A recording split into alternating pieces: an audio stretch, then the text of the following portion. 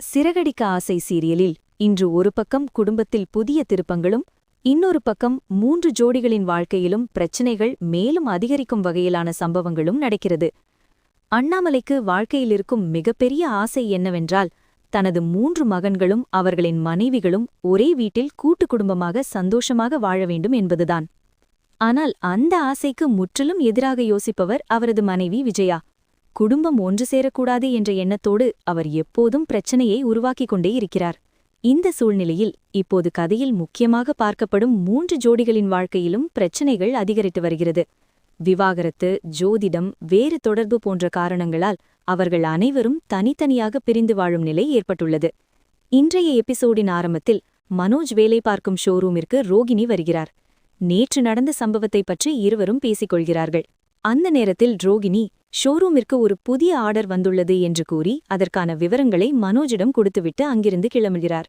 அதன் பிறகு கதையில் முத்து மீனா ஜோடிக்கு ஒரு பெரிய திருப்பம் வருகிறது. மீனா கடைக்கு சென்று முத்துவை சந்திக்கிறார்.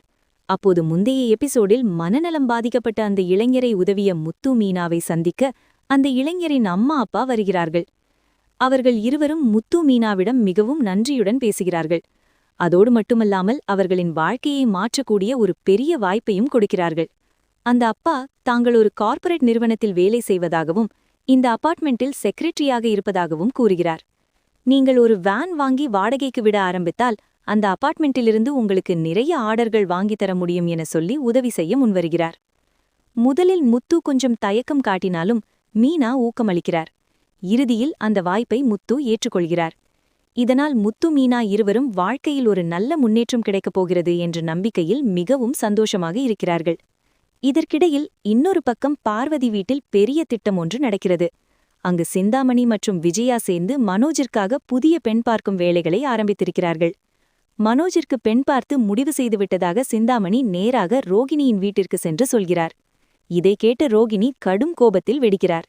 இப்போது கேள்வி என்னவென்றால், மனோஜ் உண்மையில் அந்த புதிய பெண்ணை திருமணம் செய்யப் போகிறாரா, அல்லது ரோகிணி மீண்டும் இந்த திருமணத்தை தடுக்க ஏதாவது பெரிய முடிவு எடுக்கப் போகிறாரா? இந்த கேள்விகளுக்கான பதில் அடுத்த எபிசோடுகளில்தான் தெரியவரும்.